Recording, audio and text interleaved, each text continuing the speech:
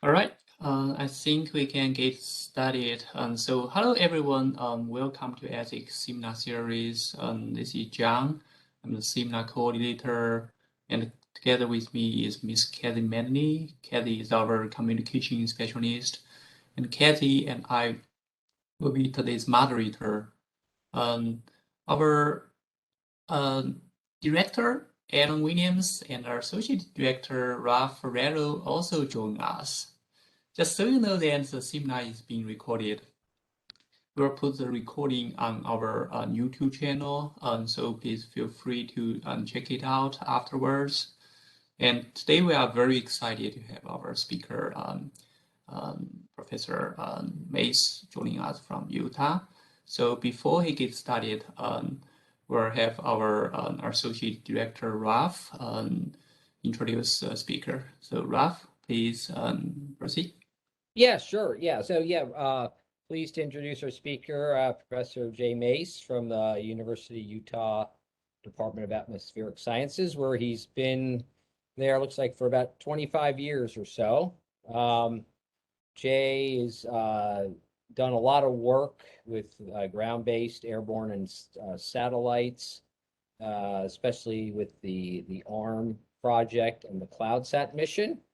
And he's also been involved more recently with the it's the ACCP mission, which is the proposed follow-on missions, I think, to sort of a combined CloudSat GPM mission, and does a lot of research with aerosols and cloud interactions. And today we're going to learn a lot about what goes on in the southern oceans, low clouds, probably an area of the world that a lot of us are not too familiar with.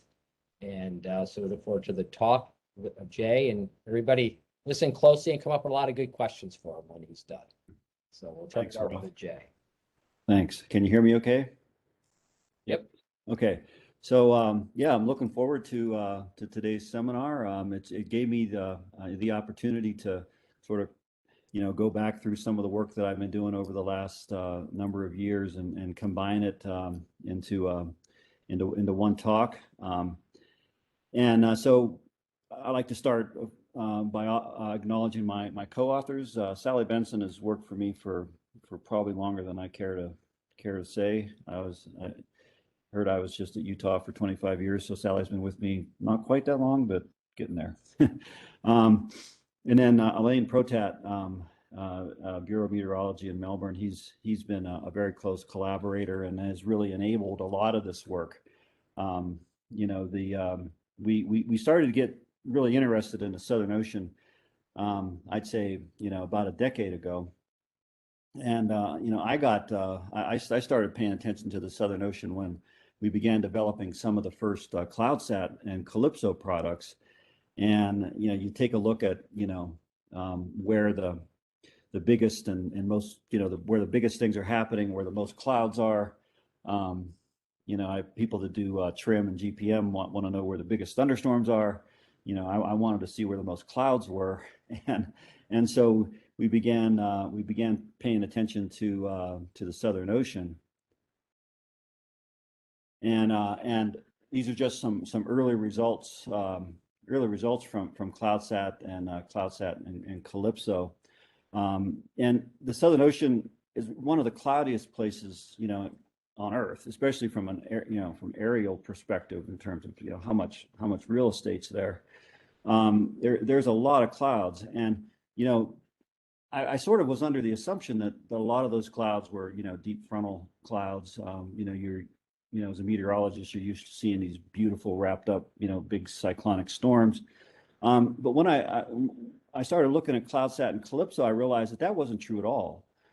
Actually, the predominant cloud type in the Southern Ocean that really drives drives the albedo, it drives the cloud fraction, are geometrically thin boundary layer clouds. They form a huge fraction of the total cloudiness there.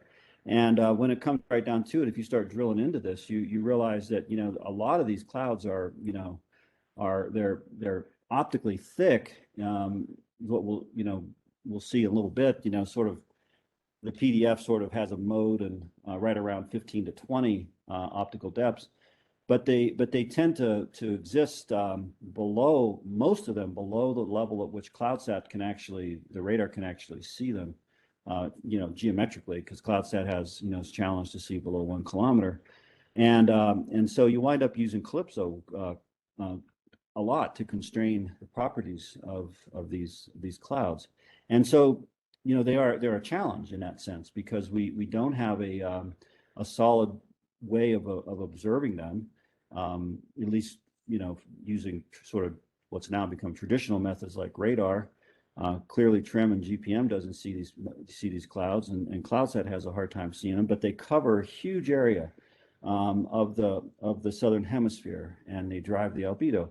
And so we became aware, I sort of became aware of the importance of these low-level clouds in the Southern Ocean about the time that Trenberth and Fasulo published a sort of a really interesting paper on the finding that there was a very substantial absorbed shortwave bias in the Southern Ocean.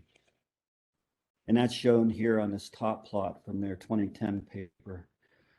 This shortwave bias, shown here in the warm colors, was what it says is that too much solar radiation is reaching the surface of the ocean. And of course, that has a whole cascade of implications in a climate model, especially a coupled climate model that has to deal with that heat. And they found that the reason that this absorbed shortwave bias existed was because there was too few clouds in the Southern Ocean, and so it's very straightforward, right? The cloud fraction was too low. You're getting too much energy at the surface, and the way climate models dealt with a changing climate then was to increase cloud cover, and you realize pretty quickly, well, if that place, if the Southern Ocean is already in reality pretty close to full cloud cover, you can't increase it by very much. And so, there's this conundrum. And so this sort of, brought in a whole, it raised interest, significant interest in the Southern Ocean, and the climate there and the cloud cover. And it sort of brought in like almost a decade of field activity, because there had been very little field work going on down there. And so we wound up, planning. It took us a few years to sort of put these things into motion, but we wound up with a period of observational research in the Southern Ocean. And very quickly, we began to focus on this cloud fraction bias, and almost as quickly realized that it was a phase issue, a thermodynamic phase, in that the models that were running at the time were precipitating ice too quickly. Okay, so you wound up with a very rapid conversion of cloud water into precipitation, and that drew down the cloud cover. And there's a whole spectrum of reasons why that might be, but it's nicely illustrated, I thought, by this in this paper that was in PNAS in 2018 by Vergara Temprado, I think it was out of the UK Met Office, and it was just a really well done study. So on the left here, you see a southern hemisphere cyclone. You can see the frontal system, and then you see the cyclonic low-level clouds. This is sort of in a cyclonic pattern in the cold sector behind the cyclone. In the left-hand plot, they're using an ice nucleation parameterization, I think by Myers, that was fairly dated by this point in time. And what you see is that and then in the right-hand plot, they used a different 2017 version of INP, ice nucleation concentrations, and where the total number of INP went down by several orders of magnitude is much matched, the actual situation much more closely, from the measurements that were appearing about that time.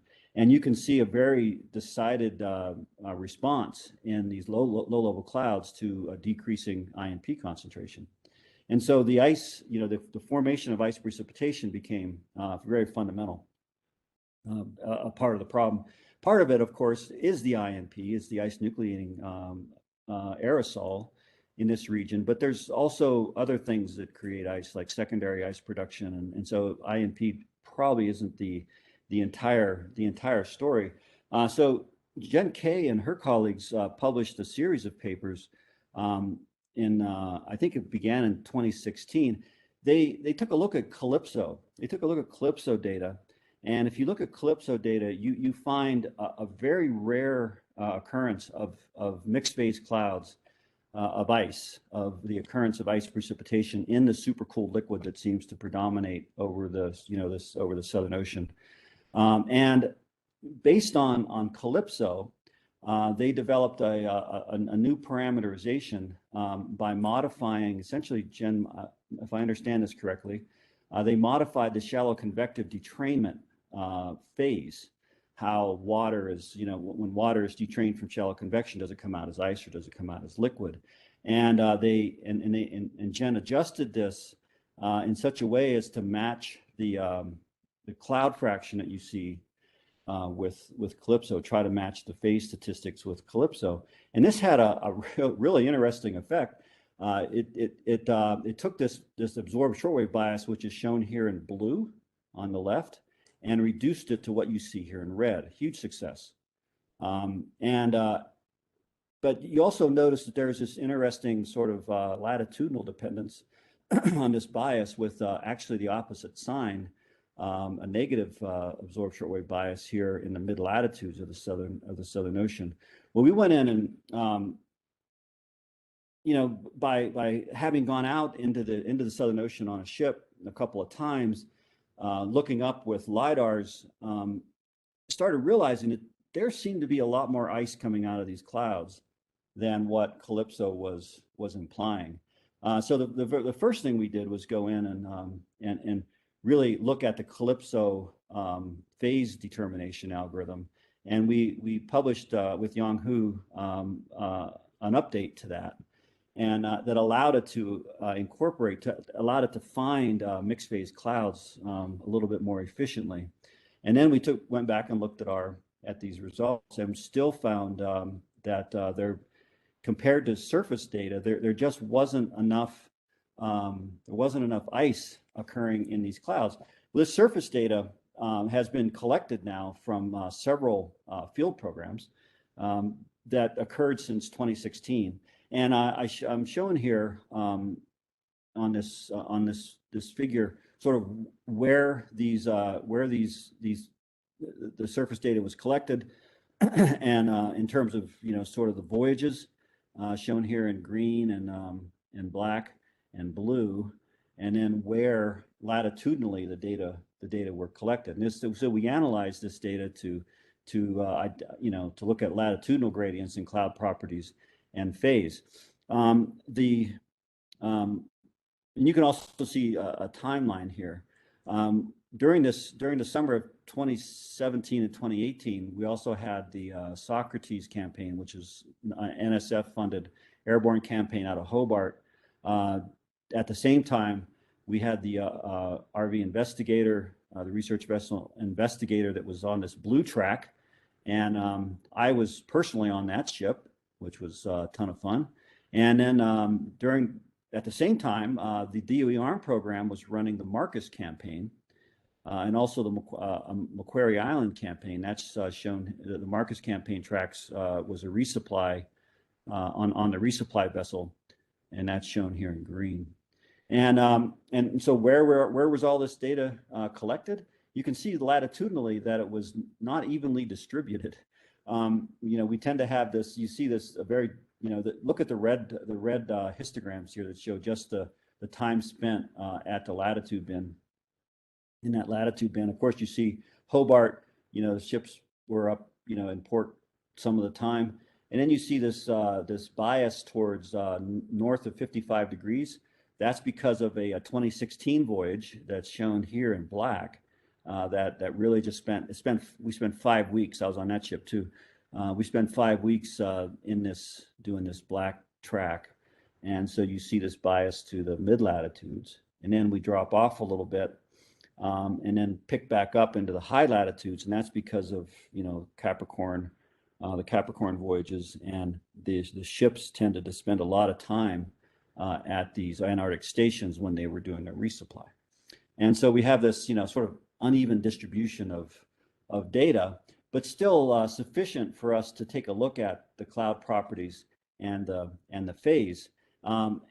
The measurements that we tended to collect on these on the ships were sort of similar, especially between the Investigator and the Aurora Australis during Marcus.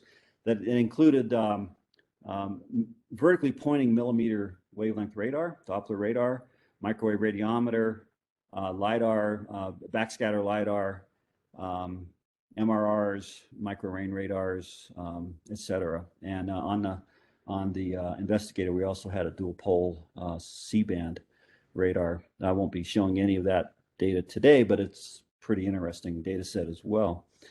So to return back to this mixed phase cloud problem, you'll recall that the CALIPSO shows one thing. It shows an awful lot of ice-free, supercooled liquid. But when we look at this from the surface, I take a different approach. Instead of looking at cloud-based, which is almost always from the LiDAR perspective liquid, I look at the precipitation that's coming from the clouds, reasoning that ice phase precipitation is going to fall out of these clouds. And if we just look a few range bins below cloud-based, we're going to be able to identify the properties or the phase of the precipitation with some degree of fidelity, more so than by looking at the clouds themselves. And so we get a better feeling for what the phase of the precip is, and when we do that, we can then compare with CALIPSO, the CALIPSO phase. So how often are these layers precipitating? And that's shown in this table here in the middle column, precipitating layers. What fraction of the total layers are, what fraction of the layers that have these various geometrical thicknesses, how often are they precipitating? And we get actually reasonable agreement between CALIPSO and the ground-based data. Remember, CALIPSO, we're looking at data from 2007 to 2010, and over the entire Southern Ocean. So it's a much bigger data set. I think for the and we have quite a bit less sort of coverage of data from the ground, but still we get a reasonable characterization of how often these things are precipitating. There's also other footprint different sampling differences that I won't go into, but you see that the predominant thin layers, the predominant thin clouds are rarely precipitating. Something between 15 and 20% of the time we see them actually precipitating, which is pretty rare. And when it comes down to it, especially given how much coverage they have, layers that are 1 to 3 kilometers thick tend to precipitate between 60 and 70%. If it depends on which data set you look at, and when. And then the deeper clouds are precipitating quite a lot of the time. And the clouds that are 3 to 5 kilometers deep, and these are much rarer in occurrence. And so you put all these together, and you can get a sense for the fraction of the time we get precipitation. But then we actually looked at the occurrence of mixed phase clouds in these layers, and in parentheses I show the CALIPSO statistics, and CALIPSO, and in bold here I'm showing the results from the surface. And we find, that there is a pretty substantial bias in what we see from CALIPSO versus what we observe from the surface. CALIPSO almost never sees ice phase precipitation, whereas there is a substantial amount of ice phase precipitation coming out of these supercooled layers when they are precipitating. Conversely, you can argue that it's really interesting that supercooled layers are drizzling supercooled liquid water quite a lot of the time as well. So, that's a whole separate story. But this has this has implications for the parameterizations that, for instance, that Gen K had developed and implemented, because what it meant was that there was actually quite a bit of mixed phase precipitation falling out of these clouds, even though CALIPSO couldn't see it. And the reason for that is addressed in this paper that we published last summer. But it comes down to the fact that the ice is several optical depths into the cloud on average, and CALIPSO attenuates very quickly in these optical depth 10, 20 clouds, and so you just and not only that, but also that the ice phase itself or the liquid phase itself predominant in terms of the scattering. You just don't see the effect of the ice crystals when you have one or two ice crystals per liter, and you have 100 per cubic centimeter of liquid droplets. That the balance really goes to the liquid, and so the implications here are shown in this figure that shows the frequency of liquid fraction as a function of layer top temperature, and the dashed lines show the CALIPSO results, and the solid lines show what we get from the surface. And I've broken these up into 0 to 1, 1 to 3, and 3 to 5 kilometers, and so you can see how this plays out in terms of cloud top temperature. We see sort of a continuous decrease in liquid phase, in the occurrence of liquid phase in these clouds as you go to colder temperatures. But the geometrically thin layers are very rarely have any ice, but they have 10% more roughly than what you see from CALIPSO. So all of this, especially given their predominance, all of this really does matter. One of the interesting things that we found with CALIPSO was, even though the occurrence is biased, if you assume that it's sort of uniformly biased around the globe, around the hemisphere, we found a really interesting association between the occurrence of mixed phase, which is what's shown in this hemispheric diagram here, the occurrence of mixed phase clouds, and the oceanic polar front. Now, there's a very strong thermal gradient in the Southern Ocean along this front, and we found that south of this polar front, CALIPSO almost never sees any ice phase in the supercooled liquid clouds, whereas north of this polar front, CALIPSO sees that's where CALIPSO sees most of its ice mixed phase clouds, and and the association between the thermal gradient and the mixed phase gradient is if you correlate that, you can get a correlation coefficient of about 0.8, and so it's really strongly correlated. And so that made that sort of made me think, well, why would that be? And and then I because we have mostly geometrically thin layers to the south and to the south of the polar front, and not a lot of convection, shallow convection.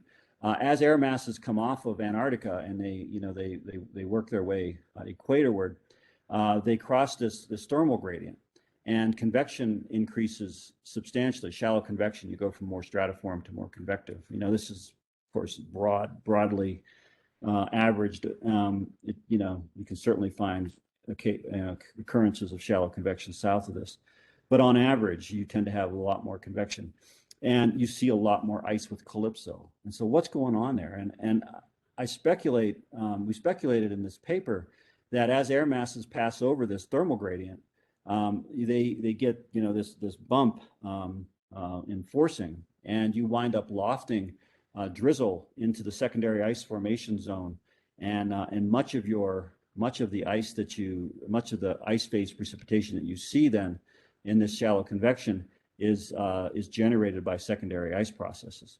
Now that was something of a speculation on our part in this paper, but it helps explain this really strong gradient. Well, so back to what the implications are for parameterizing the occurrence to try to address this shortwave bias. Now, if you took what we have learned now, that there is actually quite a bit more ice phase precipitation, and you adjusted the parameterizations again, that absorbed shortwave bias would reappear, because the models are precipitating out ice, and the cloud fraction will go down. So in essence, the observations of it have in a way broken those what appear to be very successful parameterizations. And so what to do about this?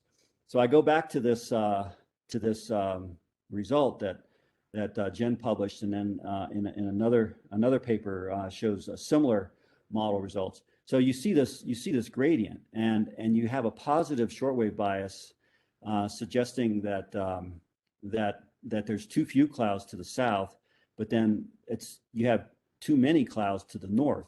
And this is very consistent with this idea that the secondary ice processes are much more active to the north than they are to the south, and that's not really incorporated in this parameterization at all. And so I think that one of the things that we could do, and that I'd like to explore a little bit more, is to think about not only the phase of detrainment, but also the time scale of these detrained clouds to precipitate.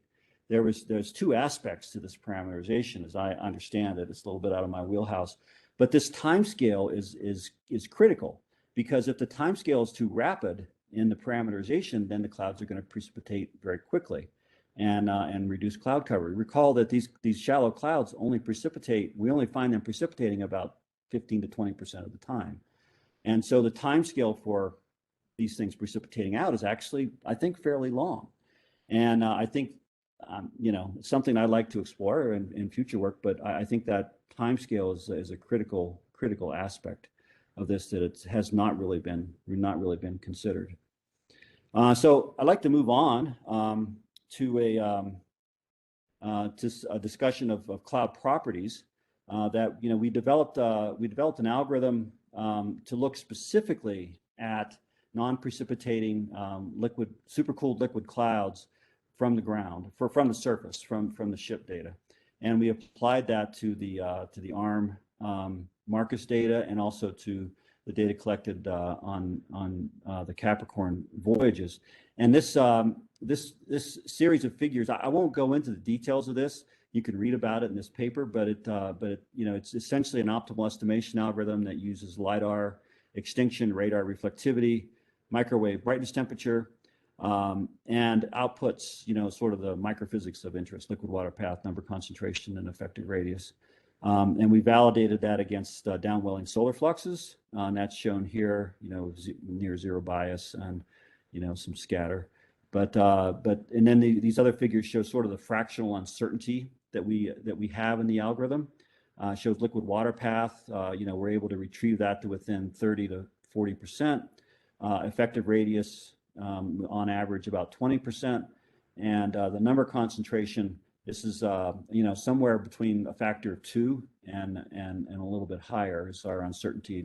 Number concentration is a hard thing to retrieve, and I won't go into the details of why, unless somebody wants to ask later. But so we know number concentration to something like within a factor of 2. So we applied this to all of the data that we could from the Capricorn and Marcus campaigns. There's 2 Capricorn campaigns in Marcus, and we broke that up into latitudinal distributions between north of 50, between 50 and 60. This is sort of the heart of the Southern Ocean storm track, to the extent that it exists in the summer, and then south of 60, which has really special properties that we'll hopefully go into. And so these are the sort of the statistics of the microphysics that we retrieve: the water path, effective radius, and cloud droplet number. And I know this is very busy, and I apologize for that. But some of the highlights of this are worth looking at. We find that in the south, we have a much broader distribution of liquid water path compared to the middle latitude and the north that look very similar to one another. We see this broad distribution of water path with this predominance in less than 100 grams, but we also see this extend out to higher water paths. In effective radius, we see something very different. Actually, the effective radii in the middle and the north sections look very similar to one another. You can see they sort of overlay each other here. Let me point out though this red, and that's the southern region, south of 60, and we see a decided bimodal distribution in effective radius in the southern latitudes. These are from 60 south right to the Antarctic continent, and number concentration has a much broader distribution to higher numbers in the south compared to the middle and the north. And these are very strongly associated. If you broke the number concentration histogram up into effective radius, you see a very decided bifurcation of this distribution. So there's some interesting things going on down south that I'd like to spend some time sort of exploring here a little bit. The other thing that we realized is that there is not only are there apparently strong gradients in the cloud properties, but these are part and parcel to the aerosol the aerosol properties that also demonstrate fairly strong latitudinal gradients, and that's come up most recently. Now there was a number of papers published a while ago on the importance of sulfate-based aerosol in the summertime, southern hemisphere.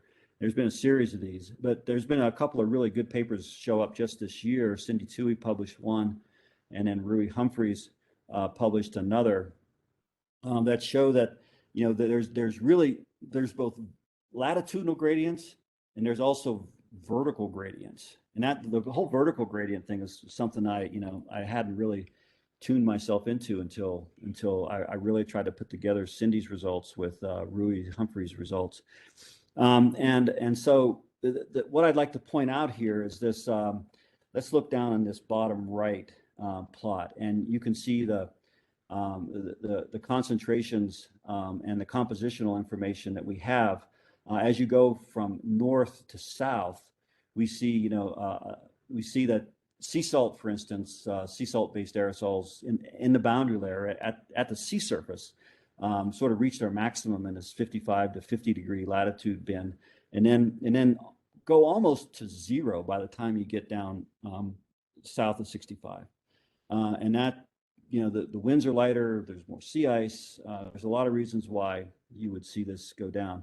But you also see sort of sulfur-based compounds increase in occurrence. By the time you're in this zone south of about 60, your aerosol is predominantly small. It has very different CCN to CN ratios, and you're just in a different world in terms of the aerosol. And Cindy shows from aircraft data, the G5 never got south of 60 south, so they weren't really able to look at those types of gradients, but they were able to look at vertical gradients, and they find in the boundary layer what you would expect: predominance of sea salt, and as you go above the boundary layer, you have predominantly small sulfur-based particles. New particle formation is something that she talks about above the boundary layer in the free troposphere that we see very little of that at the surface. So there's this decoupling between the free troposphere and what's going on below the marine boundary layer with very different compositions. For instance, for the large aerosol above cloud base, above cloud air purple, you see almost no sea spray aerosol, almost none. And I find that this idea that the clouds that we're interested in are sitting sort of right at the top of the boundary layer, where they could be impacted by either, stuff that's in the free troposphere, or, mixing in the boundary layer, and that the surface itself can be completely decoupled from what's happening at the top of the boundary layer. So it gets really complicated. But back to this this really strong gradient that we're observing in cloud properties. I go back to Cindy published this, but it's really it's really just discussing what others have found. For instance, there was a series of papers. I focused on this one by Valina in 2006. There was a previous one, and there was just a number of these that really look at the importance of high biological activity in the far south during the southern summer. We've known this since the 90s that CCN goes through a very strong factor of 2, factor of 3 annual cycle, and that and that is associated with with hemispheric changes in biology. That we've known that for a long time. But there's been an increasing number of papers that have really looked at what's going on well south into this marginal ice zone up against the Antarctic continent. There's pretty drastic oscillations in biological activity with the outgassing of of the byproducts of primary productivity that works its way into the free troposphere, ultimately forms new particles and mixes itself back down into the boundary layer, and that can have very strong impacts on cloud properties. And that's precisely what we see. It's precisely what we're seeing here. We're seeing this bimodal distribution in effective radius, where we have very small effective radii and very large number concentrations, often sitting right next to regions that look like they're from the open ocean. And so this, you have this sort of dichotomy that's going on down there. And so I wanted to spend a little bit of time exploring that in a little bit more detail. And so now we're sort of diverging from some of the papers that we've published in the last few years. This is what I'm going to show you now is unpublished. I have a manuscript that's like it's almost there, and we expect to submit this sometime this month for sure. And so I'll start by just showing you what the ocean color looks like in this sort of domain that we've been focusing on. And you see some really interesting stuff. I'm not a biologist, and I don't even pretend to think like one. But you see stuff like this, and it really there's a lot to take in. And it's not just latitude, it's longitude. You see things like this big increase in ocean color and chlorophyll up around Heard Island in this Kerguelen seamount area. And that's been known for a long time.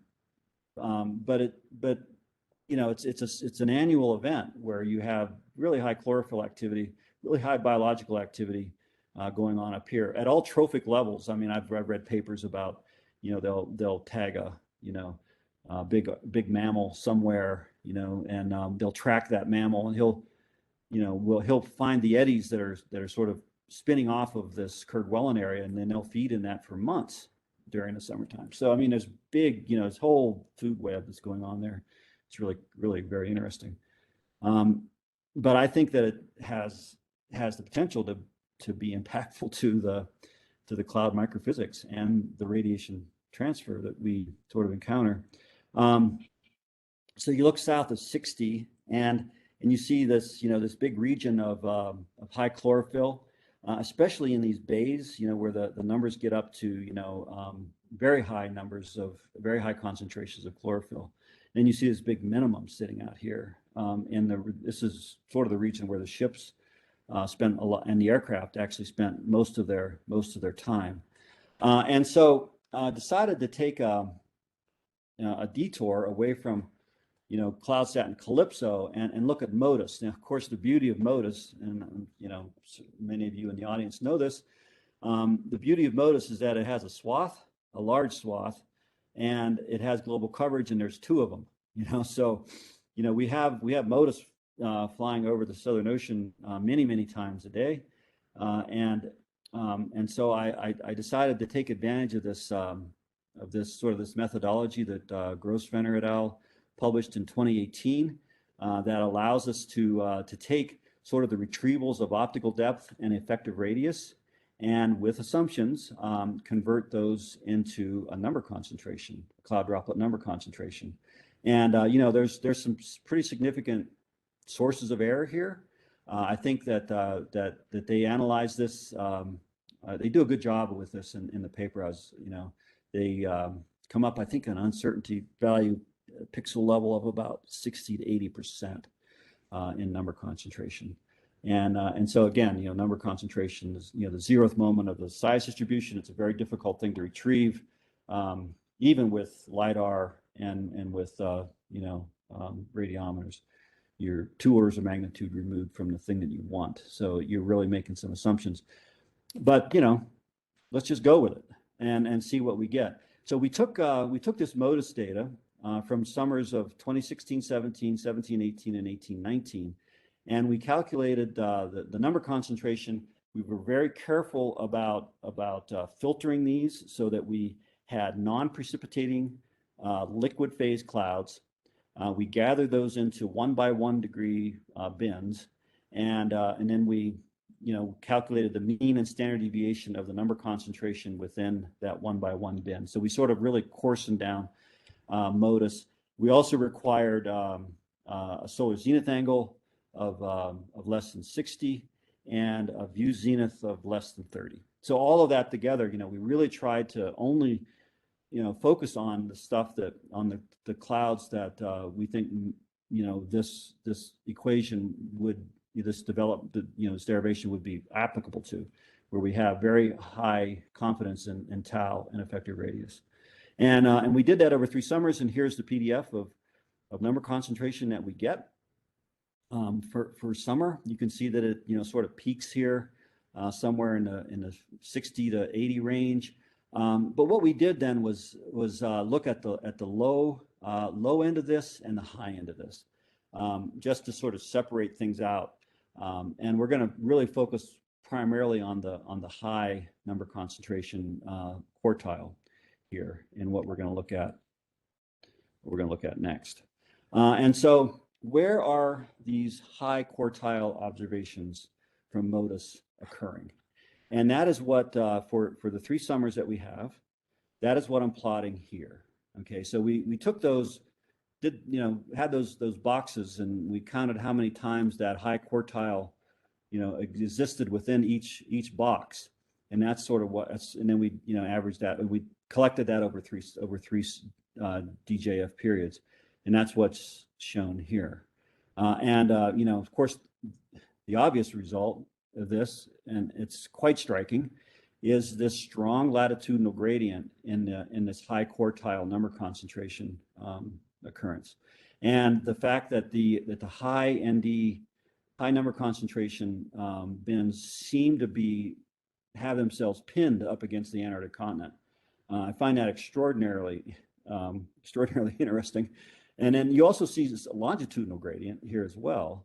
I remember this Kerguelen area here was a hot spot for chlorophyll A, which I've included here so you could see that. But we also went in and tried to let's see how well these correlate. How well does this number concentration then correlate with chlorophyll from an instantaneous point of view, right? Where you observe it, what is the chlorophyll A at that, on a monthly average at that point? And that's what this shows. And we do see a positive correlation, although there's a ton of scatter, as you might expect, but there is your eyes sort of tell you that there should be, and it does seem to actually exist on an instantaneous basis. Now, but I don't think instantaneous is the entire story, because as I understand it, that the aerosol can evolve over periods of days. It might pick up that DMS in one place, right? And then it would needs to take a detour into the free troposphere where it can in the presence of sunlight be oxidized into and ultimately form new aerosol particles that then have to grow to become CCN. So you're looking at potentially multiple days, maybe even longer, where the aerosol, where you go from a region perhaps of high chlorophyll to high number concentrations in clouds. And so we took these. You see this says trajectory start points. We took that and did 5-day back trajectories of each one of these. Once we had a MODIS observation, we just seen where high split would take us with that, and we divided those up into, again, high and low. We're only going to focus on the high here, although low is almost as interesting. And so here's a 1 to 24 hour, just accumulated, like what latitude or what latitude, longitude, location did that trajectory cross.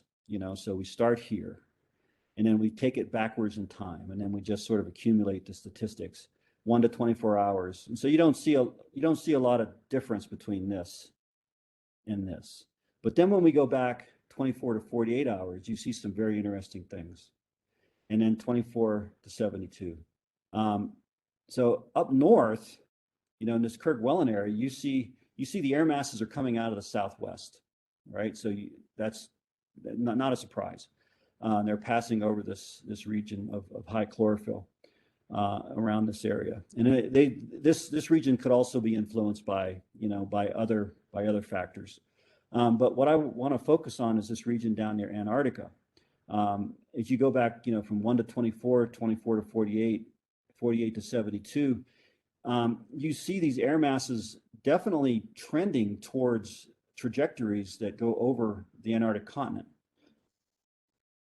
And that is an interesting result because it tells us something about about what might be happening. You might be, this is pure speculation at this point, but you're picking up DMS at one place. You take a trajectory over the ice, you wind up in the free troposphere because the elevation of the Antarctic continent, it doesn't take you long to get to 10, to 3 kilometers. And so you're up here in the free troposphere in a high albedo environment, and whatever DMS you might have picked up at some point along your trajectory becomes new particles ultimately, and then flows out over the Southern Ocean and forms high CCN or high number concentration clouds, and in a one-dimensional sort of character as well. This histogram sort of shows it. We just simply asked in the 5-day back trajectory, what latitude did these two quartiles, where were they? And the red shows the low ND quartile. Okay, so the lower number concentrations, and the black shows the high number concentrations, and they have a very different distribution. So the high, there's something real going on here. There's something very substantial about the trajectories these air masses are taking, the aerosol that they're ultimately picking up and converting into clouds.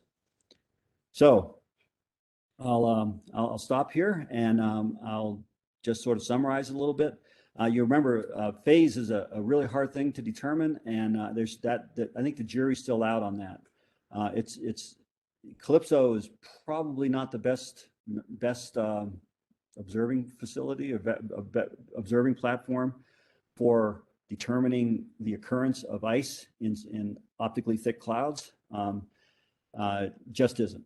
So and so that's going to lead us sort of down a different path, I think, to really understanding the microphysics in these clouds in the Southern Ocean.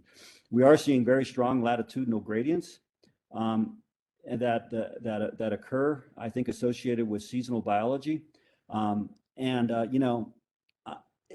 just going to lay it out there. I mean, at 60 south, you have what I sort of think of as a hemispheric marine cloud brightening experiment going on every summer, because you have air masses coming in with low CCN sitting right next to air masses going out with high CCN.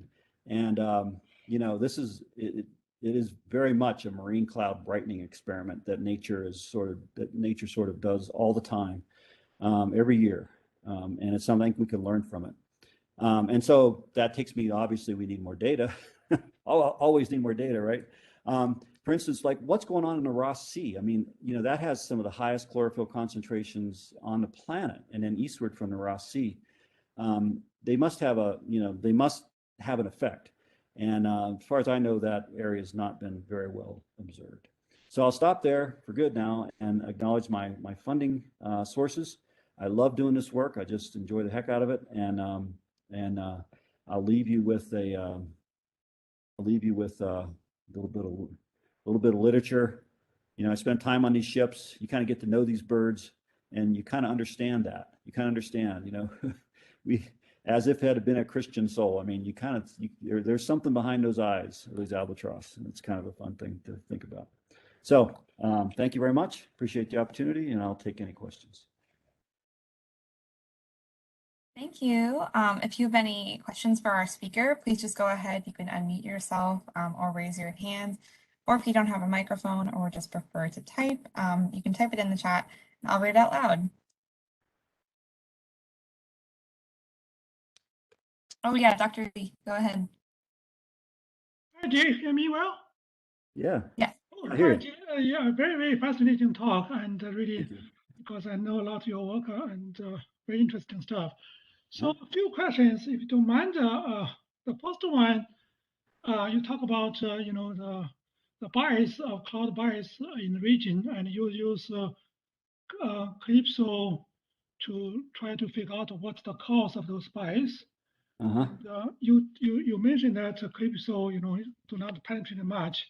I just wonder, you're on the CloudSat science team, so of course, CALIPSO is very good for determining the phase of a cloud, but the propagation beneath the cloud can barely see. So first question is, why didn't you use CloudSat instead for rain instead of CALIPSO? All right, good. Thank you for, obviously I wasn't clear enough on that. I did not use CloudSat because CloudSat doesn't, CloudSat is, well, for one, when it can see below cloud base, you can't uniquely identify the phase. So what I did was use the surface-based LiDARs, okay, and using the surface-based LiDARs, I can look below the cloud base and look at the depolarization ratio, just 1 or 2 range bins below cloud base to see if it's producing ice. And that's the method we use to, for below cloud.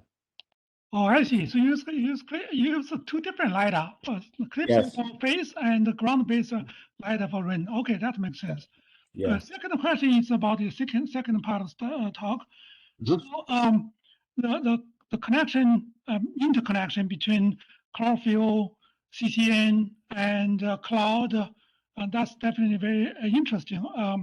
But we did a study in 2005, and across North Pacific, we found that kind of correlation, but we couldn't make any conclusion because both their signals are connected as you just described, but their noise, their bias also connected.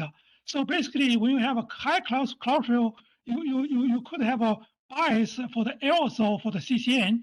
Likewise, cloud is also very heavy, and cloud could be misinterpreted as chlorophyll or CCN. So their noise are just as correlated as your signal.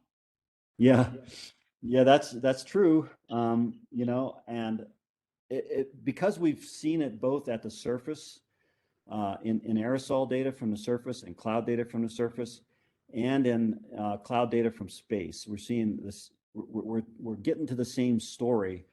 Connecting it to the aerosol is a little more difficult, especially from space, and actually finding causal relationships, especially on something that has timescales of 5 to 10 days, is almost, well, it's fraught with peril. Let's put it that way. So, but I really think that, we just need to plow into this. There's been some really good papers published recently. Sanchez et al., I think, you looking at using names data from the names EVS campaign. And, they pioneered some methodologies that I'm going to try to explore a little bit in the Southern Ocean. But, I'm very cognizant of what you say, that, there's biases and they're correlated biases, and, it's just fraught with peril. But it's just too interesting not to try to follow this line of evidence and see where it takes us. Yeah, certainly you have a big advantage you have in ground-based data to crack them, while we just look at the satellite data. So very good. Helps. Okay, thank you. Okay, you're welcome.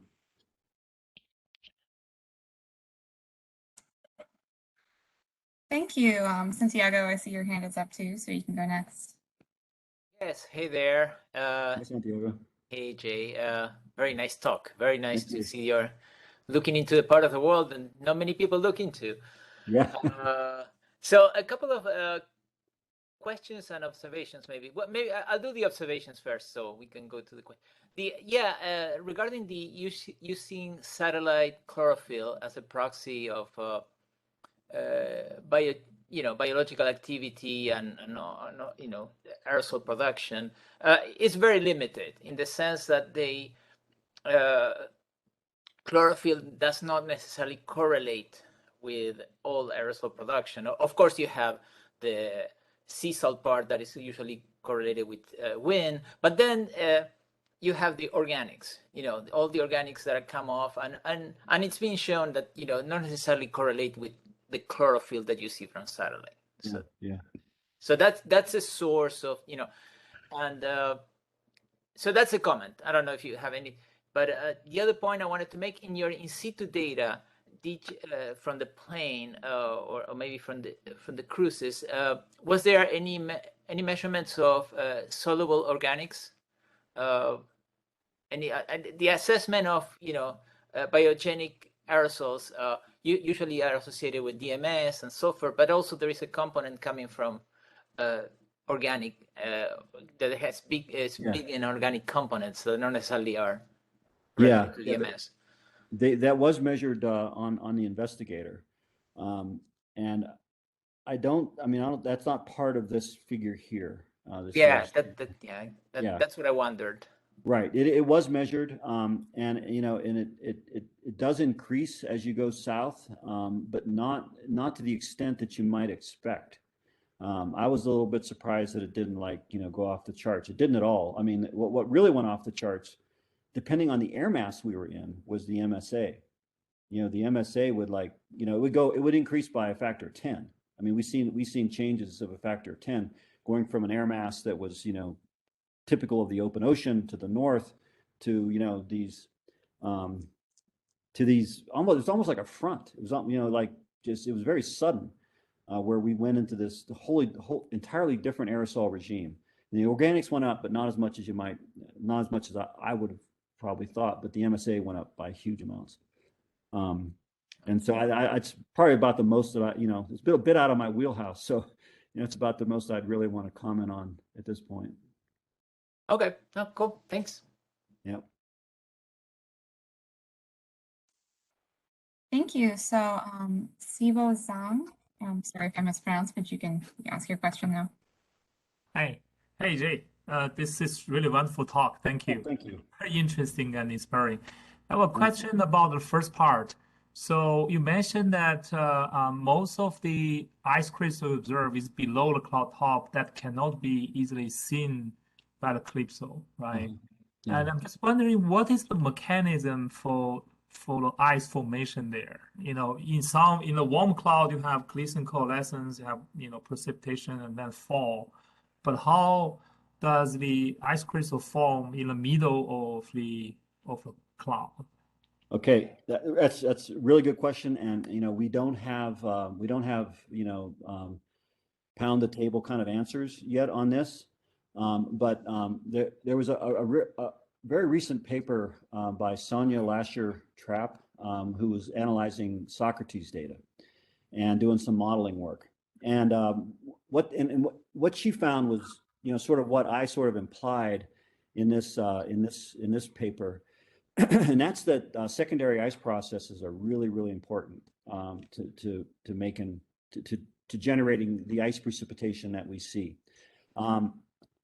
In this region north of the polar front, where we actually see a lot more convective activity. If you look at whenever CALIPSO observes ice, which is very rare, right? But whenever CALIPSO actually observes ice at cloud top, CloudSat always, I mean, and not like most of the time, I mean always observes precipitation in those clouds. And so I think what that's telling us is that you have this convective lofting of drizzle size drops into the -5, -10 region, irrespective of what the IN is, right? The INP, it almost doesn't matter. So you wind up with this, convective lofting of drizzle size drops that CloudSat just loves. It sees those beautifully. It lofts those into that supercooled region, and you wind up with this whole family of secondary ice process mechanisms kick in. And that's what, and especially for CALIPSO, you have to loft that stuff to cloud top for CALIPSO to actually see it. And that's why I think we see so much more of it north of the polar front, is because the convective motions are able to loft that to cloud top, right, where CALIPSO can pick it up. I see. Yeah. That's very interesting. Yeah, it really is. Combining observations. Yeah, the jury's still out on this. I mean, there's still a ton to learn, but I think that secondary ice is all part of the process. Thank you. Sure. Lisa, you can go ahead and ask your question next. Yeah, hi, Jay. Hello. So as you know, I study with Mark Cooley shallow convection a lot. Yeah. And as I can see from this plot, there's this polar front really reminds me of the sea ice coverage. Right. How do we connect that to all this picture? Yeah, right. The sea ice is extraordinarily important down there. I'm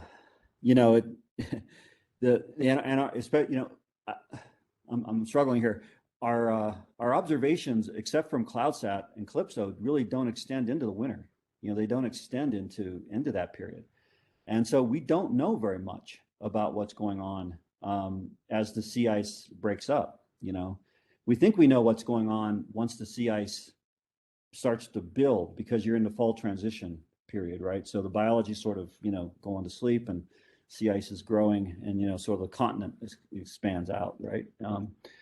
But in the spring is when it really gets interesting, because the biology starts to come to life way before the ice breaks up, and you wind up with concentrations of various things under the ice that then becomes released into the atmosphere.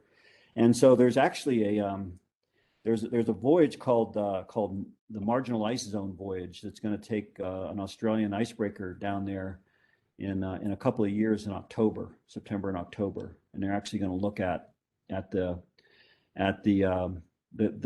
gas phase chemistry, the aerosol, and all of that's occurring, from in that breakup. But the other question that nobody's even begun to address is how shallow precipitation is formed in open, like things like open cell Q, and is that sensitive at all to this periodic, this seasonal change in aerosol? We just don't know. For instance, do frontal systems become brighter when the aerosol changes seasonally? We don't know the answers to those questions, and they're very fundamental to our understanding of the climate, the climate effects down there. Definitely. So yeah, thanks for that question. It's very good. Thank you. Mhm. Fascinating.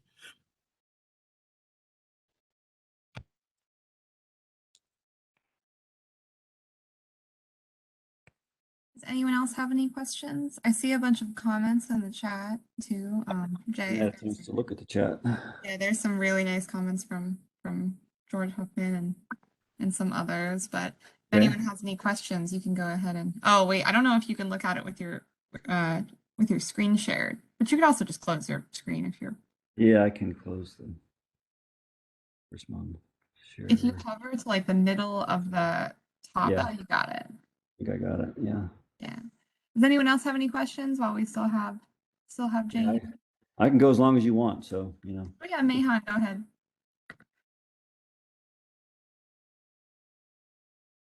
May, are you there? You are muted. Oh, I didn't unmute. Hi, Jay. Hi. This is Mayhan. As we use some GPM data to look at some like precipitation microphysics in the Southern Ocean, I mean, there are some retrievals about the size of precipitation and the number concentrations. Right. Yeah. So how do you think those observations can add to the add some information to this link of these clouds and aerosol and yeah, this type of work? I'm glad you brought that up, actually. You know, on the investigator has a dual pole C-band radar on it, and I've been, you know, I spent quite a bit of time in the last 6 or 7 months looking at that data, and there's an awful lot that we can learn. You know, some of the questions that I posed just a few minutes ago are sort of derived from that. You know, what is the, how do the precipitation properties compare? I mean, just compare to the Northern Hemisphere. Elaine Protat published a series of 2 papers in 2019, that tries to looks at ocean rain disdrometer data in the Southern Hemisphere and the Northern Hemisphere. And he finds that there's fundamental differences between, you know, even frontal precip, you know, from the Southern Hemisphere to the Northern Hemisphere. We have no idea why that is. But, you know, things like this dual pole C-band and, you know, combined with, you know, other things like GPM, obviously, I think could take us a long way towards understanding that. Okay, thank you. Sure.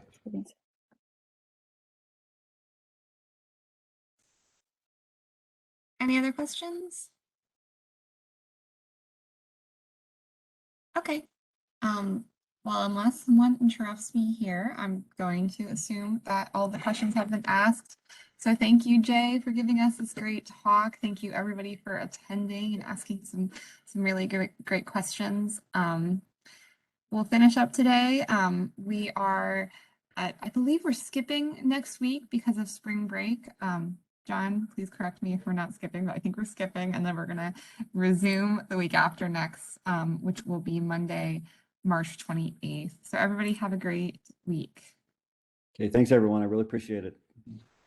Thank you, Professor. We'll send you the link of your video recording once we get it. Thank you so much. I don't really want to see it, but I'll look away. Okay. Great. All right, bye. Bye-bye. Bye-bye. Bye.